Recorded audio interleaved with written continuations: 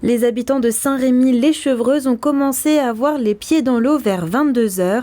La tempête Kirk a déversé plus d'1 mois de pluie sur la commune en moins de 24 heures. 1 mètre d'eau dans la maison, impossible de partir. Et ce matin, les pompiers sont arrivés, sont venus nous prendre parce que on pouvait pas, non. La voiture, là, elle est pleine d'eau. Le parking où j'habite, là, un petit peu plus loin, est totalement inondé et les voitures sont inutilisables après ça.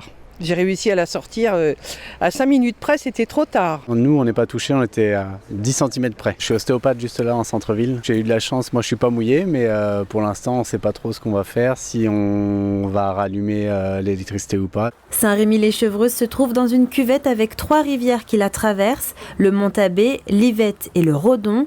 La ville s'est ainsi retrouvée prise au piège par l'eau, ce qui a provoqué de nombreux dégâts chez une centaine d'habitants et de commerçants. Dégâts humains, fort heureusement non. Les sapeurs-pompiers des Yvelines ont été très présents et ont vraiment joué le jeu. Donc voilà, avec des renforts qui en sont arrivés d'un peu plus loin que chez nous pour remettre des plongeurs sauveteurs et lever tous les doutes par rapport à d'éventuelles personnes en difficulté. Depuis hier matin, cellule de crise, et on avait tout fait pour prévenir tout le monde.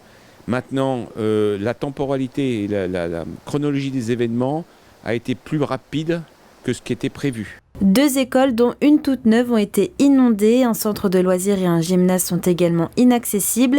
La préfecture des Yvelines a déclenché le plan catastrophe naturelle. Comme on est sur une crue assez forte, on estime déjà supérieure à celle de 99. Là, ce qu'on va chercher à connaître, c'est les vitesses d'écoulement pour connaître à terme le débit en fait. On va le faire passer de la rive gauche à la rive droite pour qu'il aille mesurer la hauteur et la vitesse qui s'écoule. Certaines routes étaient également impraticables du côté de Gazeran, Le Perret-en-Yvelines, Ably ou encore Rambouillet.